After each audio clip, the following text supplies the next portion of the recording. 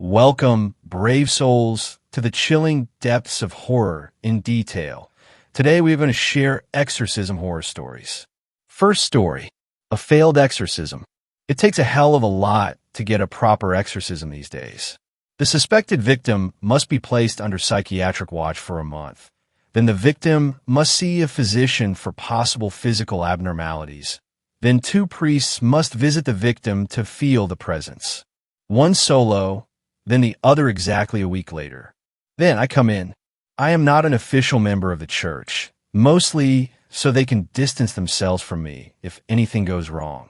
Nor am I a priest, but since I was 17, the church has trained me in the process of exorcism. It's not like the movies where the exorcist goes around the property, speaks to family, etc. No, that process is done before I arrive. I'm simply there to perform the exorcism and leave. I'm only given minimal information beforehand. For this, Father Aaron, name changed obviously, an American representative of the church, arrived at my apartment with a folder, shook my hand, and gave me the same, "If you need anything, you have my number" spiel before leaving. I brought the folder back into my living room, sat down, and opened it up. Location. Sorry, can't tell you guys exactly, but I can say the American Midwest. Background. Father contacted the church after multiple supernatural occurrences in his home, including his 16-year-old son crawling on the ceiling and ripping a deer apart with his own hands. Qualifications. Met. Difficulty.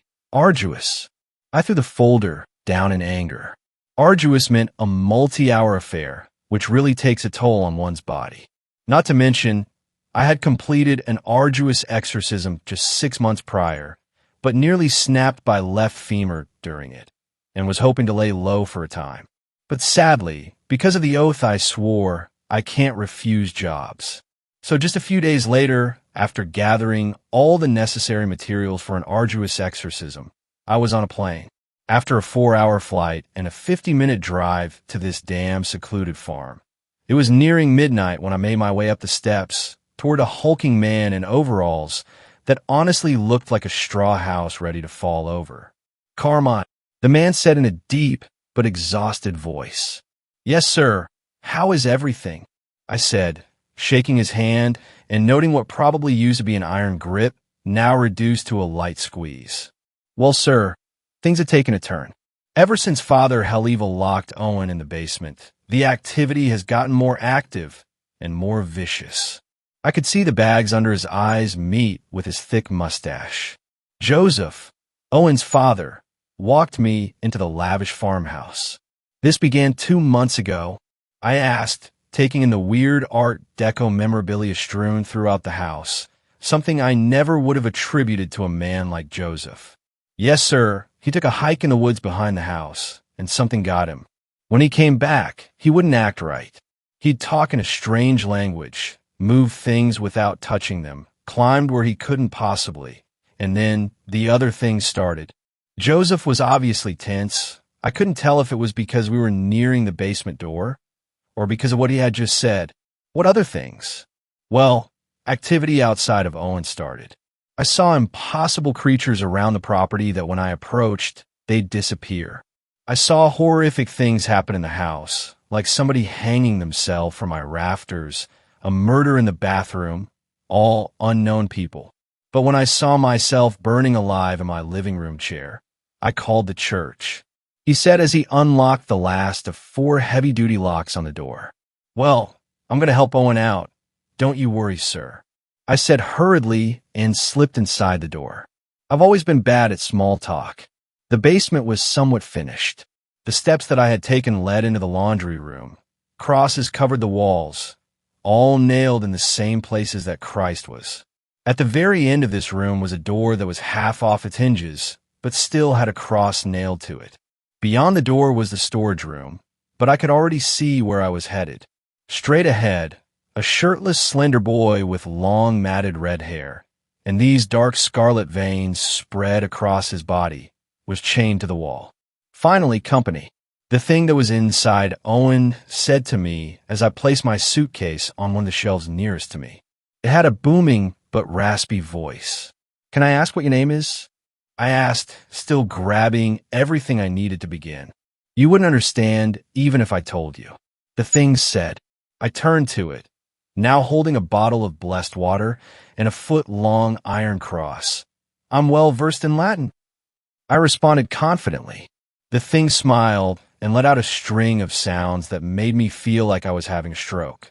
The noises it was making sure sounded like it was trying to speak complete sentences, but it wasn't any language I had ever heard, and even then, the sound made my head hurt. Enough! I yelled and tossed holy water on it. It didn't seem to have any effect, but that wasn't abnormal. Many cocky demons with enough will can hide any pain blessed water causes it. I began to say my prayers of deliverance when the thing began to speak again, this time in a commanding tone. My head rang, the ground shook, and through tears of fright, the world blurred away. I finally got my bearings and looked around. We were no longer in the basement anymore. We were on a cliff overlooking a carnage-laden meadow. Writhing, slithering things moved through the grass below. I thought I would never look away, glued to the terrors below, until I realized something horrifying. TSK, such an unprepared man. The thing said. It was now standing at the edge of the cliff, staring daggers into me. I tried to remain in control, though my heart was pounding in my chest. I raised my cross. I rebuke you in the end. I was interrupted by a large boom, and then another, both coming from the side of the cliff. Something was crawling up it. The thing began to cackle as the booms got closer. Whatever was climbing the cliff was about to reach us. All of my senses began to overload. My head felt like it was being torn from my body. Everything in my vision was overtaken by white. Then we were back in the basement. The thing inside Owen was back in chains, grinning at me, knowing something that I didn't. I put my materials aside and ran out of the basement and into a bewildered Joseph. What the hell is Dash? Your son. He's not. Wait. Do you know whereabouts your son was accosted by this creature? I asked, trying to mask the terror in my voice. In the valley between the hills, straight behind the house, about a mile out, he was able to tell me in a moment of clarity. But what Abu Dash? Has anything weird, but no supernatural happened around here recently? I interrupted. Well, now that I think about it, there was some kind of hippie commune that moved in over near those hills, but they couldn't have anything to do with this. They were gone about a month before Dash. Before he could finish, I was running towards the door, yelling back that I was not leaving. I just needed to see this place for myself. Thanks to my handy distance counter on my phone, I reached the hills without incident. The first thing I noticed as I started to climb up, it was the smell of something burning. I looked around me. Everything seemed just fine, not an ember to be found, but it was like an inferno had just been put out. When I finally got to the top of the hill, I looked down and saw what I needed to see, a wooden shack. I used some fallen branches and my phone light to carefully climb down. It was pretty small, maybe a tiny bit smaller than your average backyard shed. The first thing I noticed was something painted on the front door, a symbol. The best way I can describe it is a U with two lines intersecting halfway down.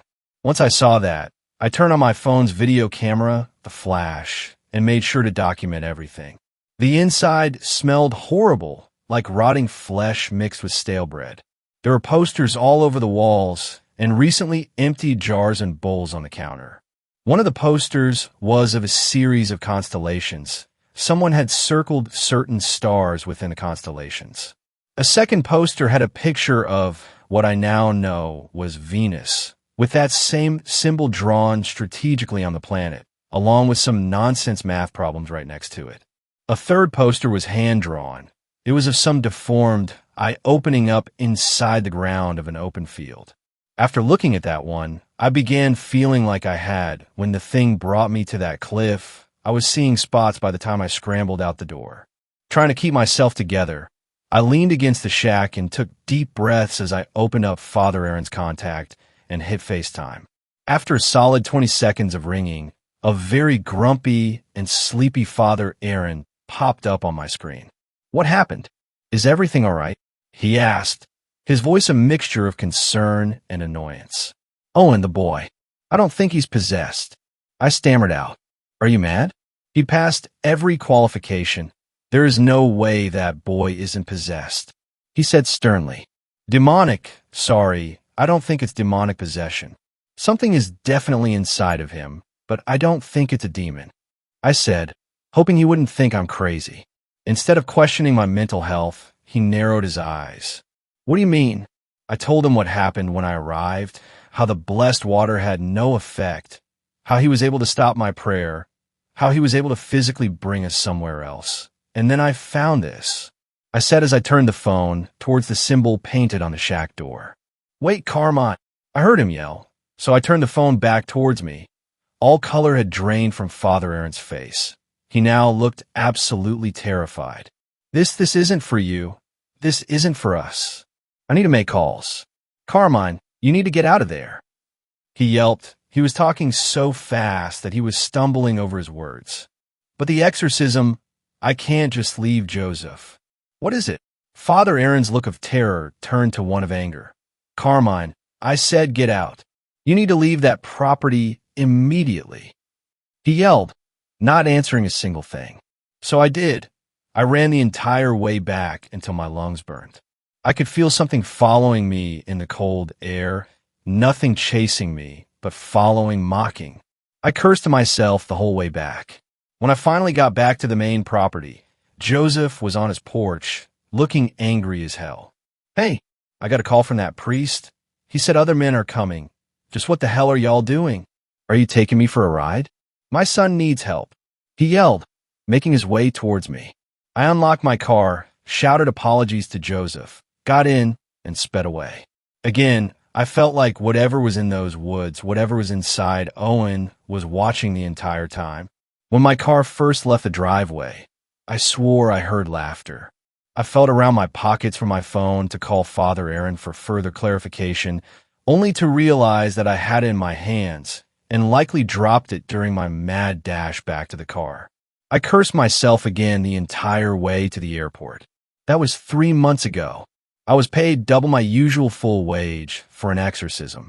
Father Aaron seemed to do anything he could to keep away from me. I called him twice, asking for an explanation, but to no avail. I had enough and took a trip out to Father Aaron's residency and confronted him about what had happened as he went to grab the paper. Listen here. My silence should have spoken volumes. What happened once you left that property is of none of your concern. And if you continue to pry, the church will be forced to cut all ties with you. Now let this be the last time you ask. I will contact you the next time we have work for you.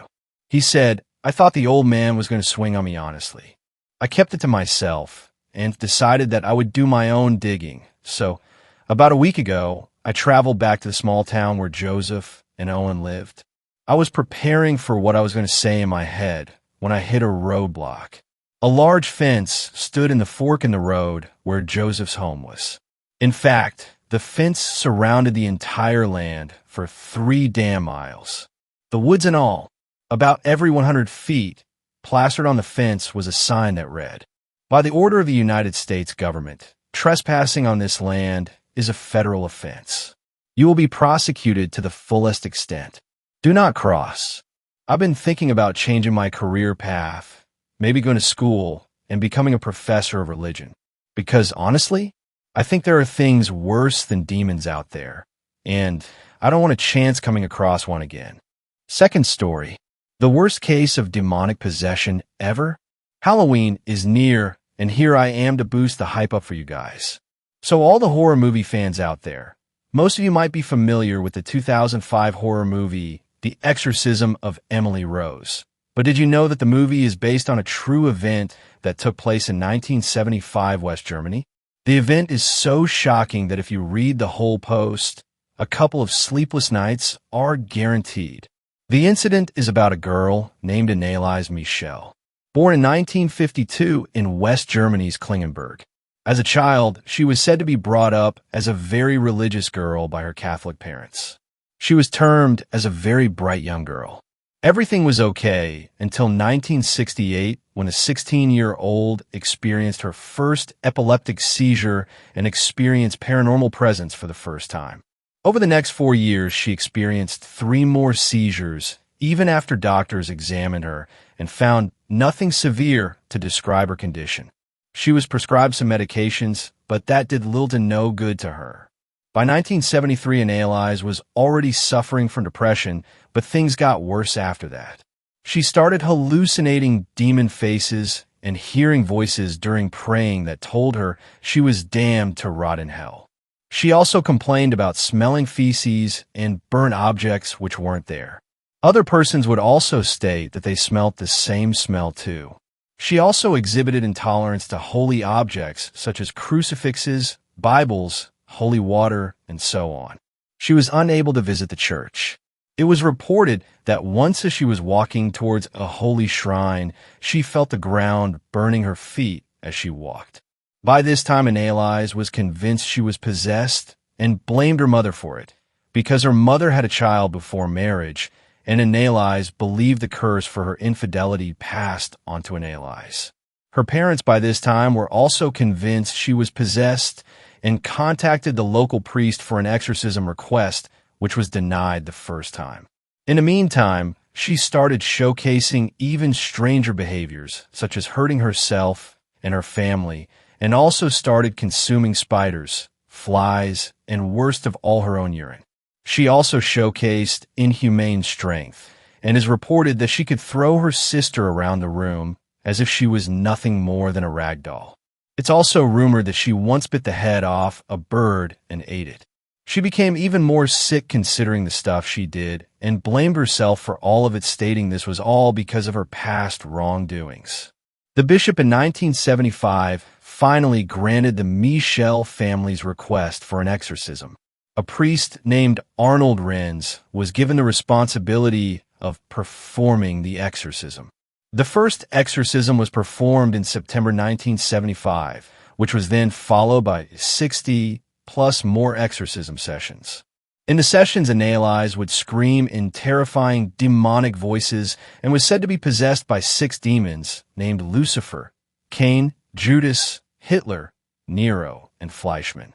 Annalise eventually stopped eating as she stated the demons within her wouldn't let her eat. Her physical condition became very concerning as she not only lost weight and also became extremely sick, but surprisingly, she showed incredible strength even then. The exorcism sessions would benefit the poor girl very little, and she died on July 1st, 1976. It was reported that she predicted her death beforehand accurately. Her dead body was estimated to weigh only about 68 pounds. After her death, the 2 priests and the Michel parents were prosecuted and put on trial during 1978.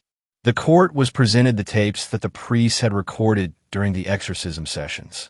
You guys can find some of the recordings on YouTube, but fair warning, the audio clips are extremely disturbing. The court ruled the priests suspended for 3 years and fined them, but none of the 4 accused served any jail time. After that, the Michaels requested the body of their daughter to be exhumed and buried again in a better funeral. Many thought that was the end of a horrific event, but they were very wrong. On June 6, 2013, the house where Annalise lived and died caught up in flames, and locals reported seeing a figure which was believed to be of Annalise. While the mayor said it was the work of teenagers, the terrifying part is it was 6th day of the 6th month, 6 of the year 2013. 2 plus 0 plus 1 plus 3 is equal to 6. That's 3 6s, 666, or the devil's number. Third story. The Exorcism of Ronald Edwin Hunkler. What makes me upset is when people say a book or movie is based on true life events of a person's life, when in reality, there's very little that actually happened in the person's life. Producers will add and take away from the true story to appeal more to the audience. There was a man who wrote a book about his abusive father, and his publisher told him to make up more gruesome details in order to sell more books. The movie and the book, The Exorcist, was loosely based on the true story of Ronald Edwin Hunkler, a 14-year-old boy of Cottage City, Maryland, who experienced several exorcisms during his life. Although there are commonalities between his true life and the movie, The Exorcist, there is one important fact they failed to mention. Ronald Hunkler became possessed in 1949 after the death of his paternal aunt, Tilly. Aunt Tilly was a spiritualist who showed him how to use an Ouija board to communicate with otherworldly spirits. And his mom was worried that the strange happenings around Ronald were because of the use of the Ouija board. Hunkler underwent a sequence of medical and psychological exams, which didn't discover anything irregular. Although the family was Lutheran, they ended up calling in Franciscan priests from the Catholic Church. After Ronald was free of possession, he became a successful engineer at NASA. However, he would always have the memories of the almost 30 exorcisms. This case shows us how dangerous it is to use the Ouija board. Please don't touch the Ouija board for your own safety. It is a conjuring device. Third story. Traditional exorcisms are overrated, and you should call me instead. The sound of the wooden swing swayed as we exited the car. The gentle breeze helped make the humid and sunny afternoon more tolerable, but still, the air remained thick. I could feel the sweat coming from my forehead as I stared at the two-story brick home before me. This was the right place. I checked my powder blue shirt to make sure no sweat had stained it. I wanted to look professional as I shot Dux a glance to see him looking over to me with a smirk on his face. "Are you ready?" he asked, as he turned his head, studying the flower beds that laid in the yard. "I suppose I am, because this heat is killing me. First time in the bayou. You should know it is because I had never been further than St. Louis until I got hooked up with you." He started to walk up the pavement and to the porch. I followed, studying the red brick home and the windows. It was a charming house, one where you could tell the owners cared for appearances. The wind carried the swing again as I turned to look at it. It was hard to believe that something so awful could have happened to a child. "Do you think she's lying?" Dux asked. Why would someone lie about something like demon possession? People like attention and want to feel special sometimes, or they don't want to admit that there might be mental issues. I don't think that is the case for this one. It could be another Jack from Reno, for all we know.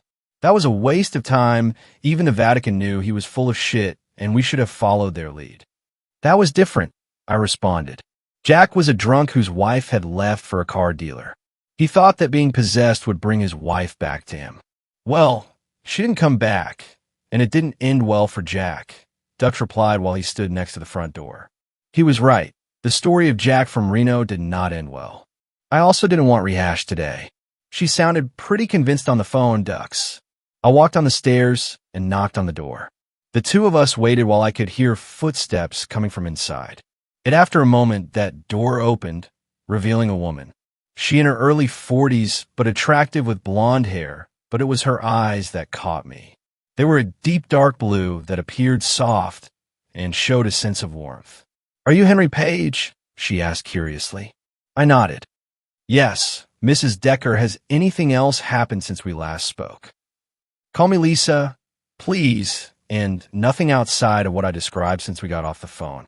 "Will you come in?" We stepped inside the house, into a foyer that was a cream color. I noticed a picture of the crucifixion on the left wall. The glass appeared to have a small crack in it. There was something else, though. It was frigid inside the home. It was much too cold for summer, even for me and where I was from. "Can I offer anything to drink?" Lisa asked as she walked down past the staircase and through the hall. I looked over to Dux, who shrugged, and we began to follow her. It amazes that Southerners will still offer a bit of sweet tea while their child soul is being flayed, Dux quipped. "No, I am fine," I replied, trying to ignore Dux's comment. I noticed another chill as I walked past the stairs. I looked up to see a bedroom door closed. It had a deadbolt attached to it, and it was locked tightly. Dux looked upstairs, too, and had a puzzled look on his face. He could sense it as well. That would be the location of our demon. "Come take a seat, Mr. Page," Lisa said, as the two of us walked inside what I assumed to be the living room. The room was nice. It had white chairs and a couch, along with a coffee table sitting in the center. The bright summer afternoon poured the sunlight through two oversized windows behind the couch. I saw Lisa sitting next to a man. I assumed it was the father of the child. He was a plain-looking fellow, with black hair and olive skin. He looked of a defeated man, his shoulders slouched, and a face that carried exhaustion. He had hazel eyes from what I could tell, but he did not look over to me. He just gazed at the floor below. I took a seat across from them, while Duck stood closely behind me. "When did your daughter start acting strange?" "Her name is Annabelle," the man mumbled. "I apologize, Mr. Decker, but when did Annabelle begin acting strange?" I asked again. "It started a month ago after she came back from a vacation with her friend's family," Lisa answered. "She seemed quiet at first and seemed to have lost interest in her usual activities." "What kind of activities did Annabelle do?" "She mostly did soccer and spent time with her youth group." "A religious youth group?" I asked. Lisa nodded. "Yes, they get together several times a week and study the Bible." "Would you say she is very religious?" I asked as I looked over to her father. He seemed to be part distraught and annoyed by my questioning. I watched as he clenched his fist and lifted his head with tears in his eyes. I was right, his eyes were hazel. "She is very devout, Mr. Page," he snapped. "That explains why it latched onto her," Dux chimed in. "A young girl dedicated to Jesus is like well-marbled steak to a demon." A loud thud echoed through the room. It started to become colder, and a sound thundered from upstairs. The demon knew of our presence now. "Where did she visit?" I asked. "She visited New Orleans," he replied. "I knew she should have never went to such a godless place." "Michael, please, this is not our fault," Lisa responded. I leaned back into my chair and watched as the father began to sob. Dutch was quiet, thankfully. The sound of scratching began to come from upstairs. It was frantic and aggressive. The demon was trying to spook us. But this was not the first time I had dealt with a demon, nor would it be my last. "Has anyone seen her since this started happening?" I asked. "We asked our pastor to come to pray for her," Lisa replied. "It was then we knew something was really wrong with her." "What happened?" Annabelle said something that shocked us all. The two parents looked at one another. Lisa looked nervous, as if she was ashamed of what her daughter had said. She was taking it better than her husband, who had started to weep uncontrollably.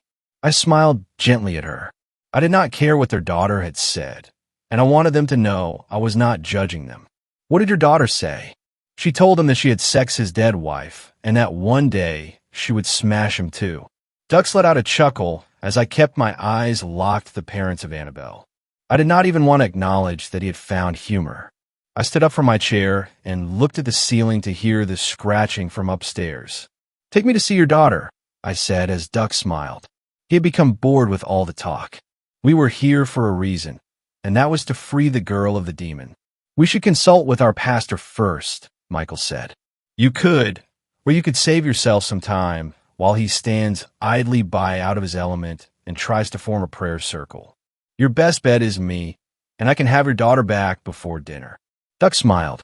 "It's about time you said something." I was getting bored with the sob stories. Lisa nodded and stood up from the couch. The three of us walked back to the staircase. She looked at Annabelle's door nervously as she began to climb the stairs. We slowly crept up outside the room. Lisa's hand shook as she began to unlock the deadbolt and gently open the door. It was dark inside the room, but I could hear a faint giggle. It was wise for her to deadbolt the girl inside, Duck said dryly. They could have woken up with their precious little daughter shoving a kitchen knife into their chests. "Sweetie, I brought someone to see you, and he says he can help you," Lisa called out to a young teenager sitting on the floor. She looked much like her mother with hair and eyes. She wore dark pants and a white shirt that was stained. She smelled of urine and feces. "No one could help me, especially not this cocksucker," she replied as she showed us her blood-stained teeth. She had been biting herself and leaving teeth marks in her arms. I noticed a necklace on her with a small crystal on it. "Where did she get the necklace, Lisa?" I asked. "She brought that home from her New Orleans trip." "Did she say where she got it from?" "She said it was just some small shop in the French Quarter. She probably went into one of those new age stores and the moron inside didn't know they had a tethering crystal." Dux chimed in. "Probably sold it to the girl for $10. That would be the source," I said as I looked to Lisa. "The little stone on her neck is the invitation, and that's why the demon came to her." A witch sold my baby an evil necklace? Lisa asked with a look of confusion. I doubt they even knew what they had, I replied, as Annabelle smiled again. I stood in front of her and studied her for a minute. Lisa, will you please leave us be? I promise you this will not take long. She looked concerned. I will pray for all of you. Your God doesn't care about your little daughter, Annabelle laughed. I heard the door closed. The three of us stood silently for the moment. The room was freezing, and it suddenly felt darker. Annabelle looked over Dux and studied him. She gave him a sinister smile and turned back to me. I know him, she snarled. I suppose you know what is next then. Dux responded. I placed my hand around the young girl's throat. She began to cough as her eyes started to turn black. I always hated this part as a dark substance began to drip from her mouth. She began to convulse and tremble as the demon began exit to her body.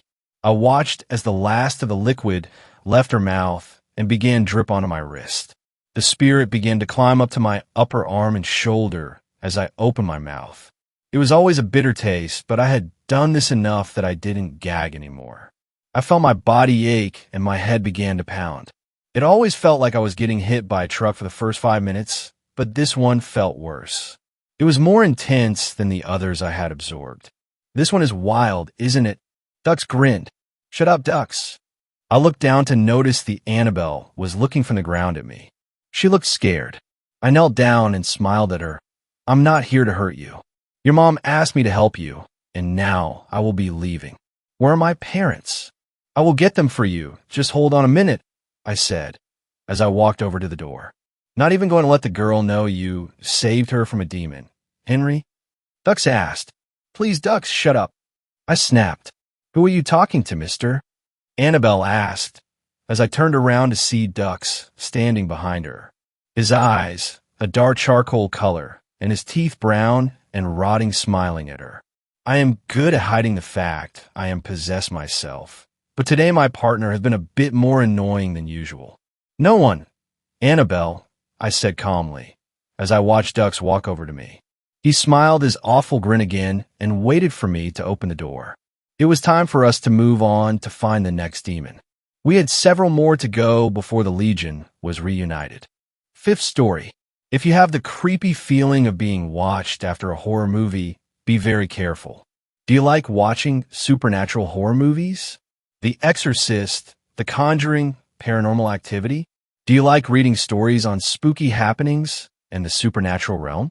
If your answer is yes, pay very close attention to what I'm about to tell you. They like watching you too. Yes, you. You, the person behind the screen who is reading this post now. Especially if you watch horror movies inspired by real supernatural happenings. Did you think that they would not notice you? That you would experience intense fear, the very emotion they hunger for, thinking of them, and they would let you go home and sleep, safe and sound? No, no way. The moment you started feeling uneasy in the cinema, at home alone on your computer, in your bedroom, they locked onto you as if you were a bleeding human treading water in the middle of a herd of bloodthirsty sharks stranded amidst a deep, dark ocean. Think about it. Why would these intelligent, malevolent beings allow themselves to be used as a form of entertainment for millions of people worldwide seeking some transient excitement on a quiet night? Because there is a price you pay with your soul. Because they have an appetite for fear and despair, and you will give them exactly what they need to feed on. There are many incidents of spooky supernatural events happening on the set of horror movies, especially the ones that deal with spirits. Some directors run into unfortunate problems that end up in the abandonment of the film project, actors die, or get into accidents. Eerie things happen to the people involved in these movies. Some movies never see the light of day. Those entities clearly refuse to be used as supernatural entertainment. For the entities that do allow their haunts to be depicted, directors are unwittingly selling to them for fame and money, and you're the product. Let me give you an example of when they're present. After the horror movie, you step into the shower and feel the deluge of countless water droplets hitting your skin. In that moment, you close your eyes for a few seconds and think about the chilling scenes you had just experienced. Suddenly, you sense that someone or something is there. A hoarse, breathy whisper strokes your ear. Your flight reflex kicks in, your eyelids pull wide open, and you glance around the bathroom anxiously. You see no one. Nothing but that ominous, misty shape in your clouded bathroom mirror. It must have been my imagination. You shudder, try to comfort yourself, and continue showering. Little did you realize something was there, silently hovering behind you, watching your every move, tracing their blood-stained fingernails just above every inch of your bare skin. It could be the little girl you just saw with long, nightmarish black hair covering her mangled face. It could be that woman, with her neck dislocated to face the back, crawling around on all fours, blood dripping from her every limb. It could be your worst fear. They were there, and their gaze never left you, feeding off your fear, stretching their ghastly, demonic features into the most evil, grotesque grins. Tap, tap, tap.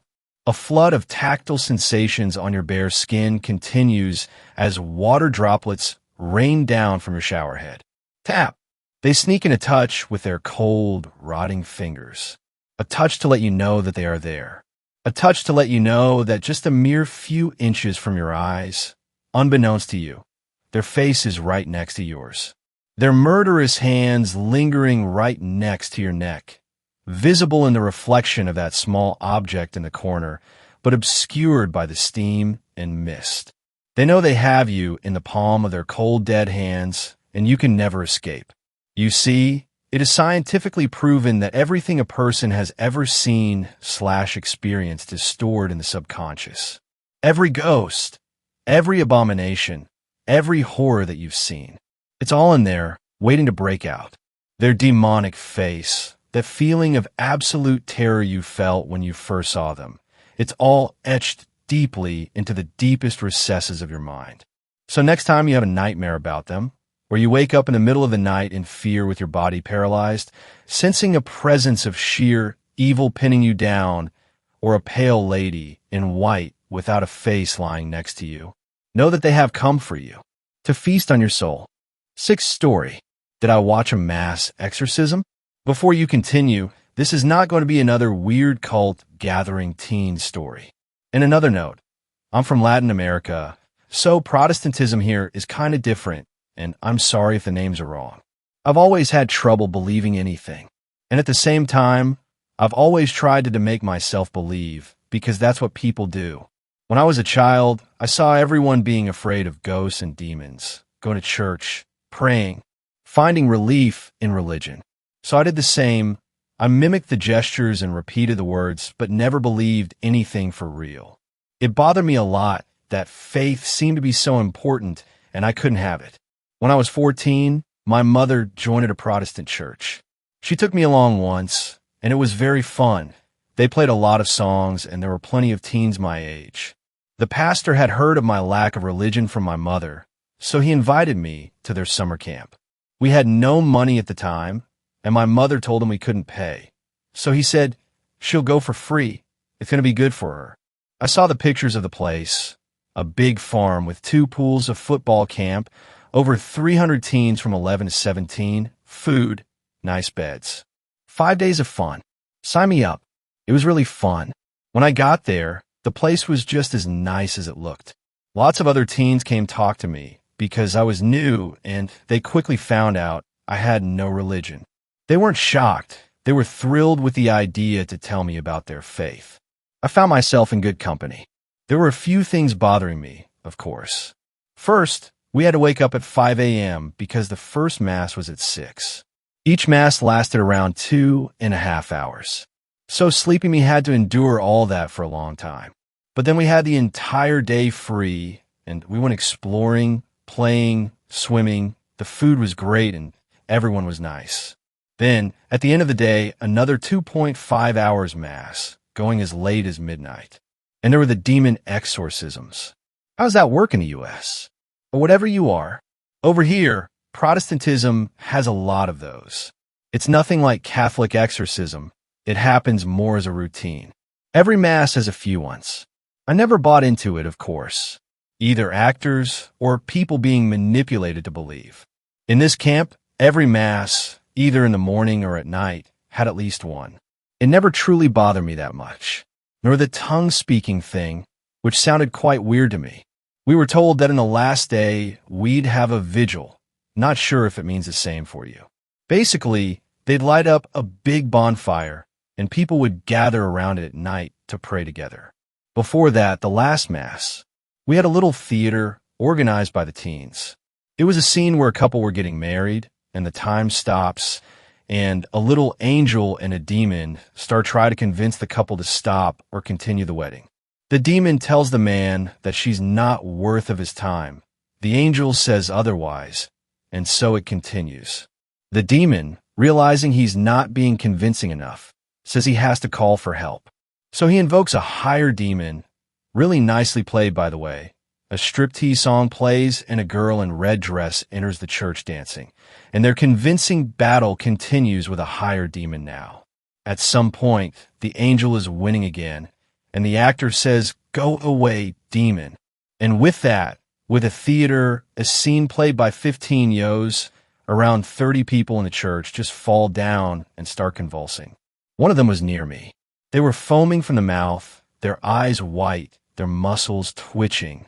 Nothing close from the demon exorcism they had done in the past days. I look around to see how the others were reacting. Some of the teens had been to this camp over 4 times, and I saw fear in each of them. This is when I realized this was not normal, not even for them. In the corners of the church, the pastor and all the adults were rushing to each convulsing teen. The number of sick people outnumbered the adults by far. They started screaming in pain. The theater actors were frozen still in their place, one of them crying. The girl I had walked with the whole time had closed her eyes and was praying nonstop. Even then, I was skeptic this was all a setup. But regardless, the screams were so agonizing that I just couldn't avoid being sort of paralyzed. One of the adults started asking people to leave the church. He was guiding everyone and telling us not to look. The pastor and the other adults were carrying the affected teens out through another door, and they had a hard time holding them to do so. They were taking them to the football field while we were guided to the bonfire. This image never left my mind. I was 14 then, and I'm 28 now. We were walking through the side of the football field to the bonfire. It was nearly midnight, in the middle of nowhere with hills around the place. Some of the sick teens were already lying or on their knees in the central area in the field. We could hear their screams perfectly in the night. The lights of the field were clear. They were convulsing in weird ways on the grass. The adults were in a circle around them, praying loudly. I asked someone if this had ever happened. The person was crying and saying no. They had never experienced this. In the bonfire, we could still hear it. Damn, I can still hear it 14 years later. People started to pray and cry for them. After over 1 hour, we were guided back to our rooms. The football field was empty and there was no noise anymore. Since it was the last day, in the morning we were taken to the bus and we came home. No one explained what happened. No one talked about those children. They weren't in the bus either. I didn't return to that church, and my mother eventually stopped attending too. I'm still a skeptic today. When I think about it, I blame it on mass hysteria, brain conditioning, brainwashing. These people believed so hard in possession and the devil that a teen saying, "Go the way, demon," triggered a response in all of them at the same time. This is what I believe. But still, I'm open, as I was before, to believe. If anyone knows what might have happened, please tell me. 7th story, the exorcism of an angel. There is no greater curse than the possession of a demon, nor greater honor than the visitation of an angel. God has blessed our home with his presence, and I am nothing but grateful for the miracle which has occurred. And yet I tremble as I write this, because through this trial we have learned one lesson most truly of all. His delight is not in the strength of the horse, nor his pleasure in the legs of a man, but the Lord takes pleasure in those who fear him. Psalm 147 verses 10 to 11. To fear God does him as much honor as to love him, for both are equal expressions of belief. God does not give us the choice of which laws to follow. The comforts of modern life have seduced men into a pitiful state of moral lassitude, but our family does not compromise on our beliefs. Righteousness can be feigned for the sake of impressing one's neighbors, but the truth of our souls cannot be hidden from God. I do not permit a woman to teach or to have authority over a man. She must be silent. -1 Timothy 2:12. But the insolent girl would not be silent before my husband. Not until I struck her. First she howled, then she whimpered, and then she was still. How beautiful the fear of God had made my child. Elizabeth was only 6 years old when she turned from the path. She spoke when she was not addressed. Lies flowed from her mouth as naturally as truth. She refused to pray, and she showed no shame in drawing blasphemous monsters and images which did nothing to glorify God. My husband Luke and I prayed for her every night. But the Lord knows that a child understands the weight of a cane more keenly than any word. Foolishness is bound in the heart of a child, but the rod of correction shall drive it far from him. Prov 22:15. Her high-collar dresses hid the marks, and for a time Elizabeth showed enough respect for her parents not to speak against us. I should have listened to Luke and not sent her to that public school where her mind could be further polluted by the unfaithful. Her rearing was impeccable, so there's no other way I can explain the filth which began spewing from her mouth. "I don't want to go," she said last Sunday morning while I dressed her for church. "I hate him. I hate God. God loves you." I tried to explain, but she wouldn't listen. "No, he doesn't. God hates me too. Why would you say such a thing?" I asked. "Because he made you my mom." We didn't go to church that day. After Luke heard what she said, she was in no condition to go anywhere. The Lord knows I wept as much as Elizabeth did. It couldn't go on like this, I told myself. Luke thought that she would learn in time, but I wasn't strong enough to endure her lessons.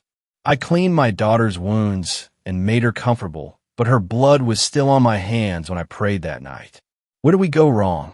I begged from the quiet. "Oh God, if you truly love us as we love you, send us an angel to grant us the happiness we deserve." I could see the light through my closed eyes, and I knew the Spirit was with me then. I felt his warmth on my hands and face. I dare not look or speak or even breath, afraid to disrupt the miracle in progress. For one divine moment, I knew my prayers were answered and I was in heaven. The next moment, I heard Luke shout, "Fire!" Smoke was billowing under our bedroom door. The hallway was an inferno, flames gutting between the floorboards, climbing the walls, igniting the pictures, and the wooden crucifixes pounded into the walls. I staggered towards Elizabeth's room, coughing and falling to my knees to crawl under the smoke. Luke grabbed me under my arms and heaved me toward the front door, but I kicked and fought him the whole way. "Elizabeth, she's still in there." "The Lord preserve her," Luke said, uncompromising as always. I was dizzy from the smoke, and I wasn't strong enough to fight Luke off. Before I knew what was happening, I was panting and heaving on our front lawn while the house burned. "Elizabeth!" I'd screamed through my ragged throat. "Elizabeth, where are you?" Luke wouldn't let me go back in. I was screaming and crying hysterically, but he forced me to the ground and held me there until the fire department came. If Elizabeth was crying for us, I couldn't hear her over the roaring flames. Maybe she stayed quiet, though, more afraid of us than the fire. Luke prayed while the firemen battled the blaze. I didn't, knowing my prayers had already been answered. This is the happiness we deserved. 3 strong men entered the house when the exterior had been doused. Veterans in full gear with masks and oxygen tanks. Elizabeth had nothing, and sore as she was from her punishments, I don't know if she could have escaped that house even without the fire. 3 men exited the house, their arms empty. Elizabeth was barefoot and walking unassisted between them. Her face was clear, unmarked from soot, her breathing slow and even. Her skin was pure white, unmarked by injury or burn. "A miracle," Luke had said. "A miracle." The firemen were quick to agree. "A curse," I wasn't brave enough to reply. We all stayed in a hotel that night.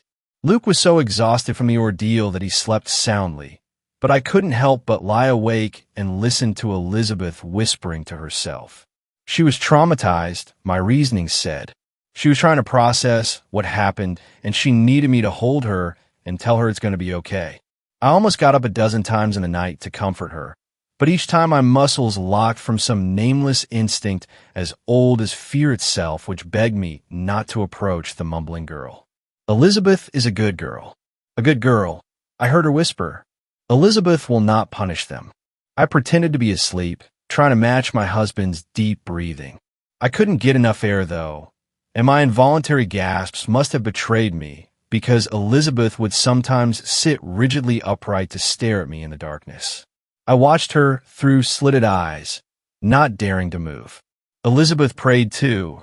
The girl was obviously speaking to me, but all I could do was lie there and keep breathing. Do you know what she prayed for? I clenched my eyes tight. I felt so stiff that I might as well be dead. I didn't hear anything else, but I was too scared to look. A full minute before the silence became too loud, and when I opened my eyes again, the girl was standing right beside my bed. I jerked upright, hopelessly tangling the covers in my surprise. Luke woke with a start and flailed around the nightstand until he turned on the lamp. What is it? What's going on?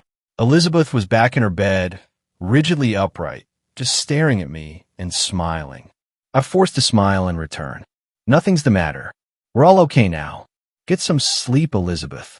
Luke grunted and turned the lights back off, rolling his back toward me.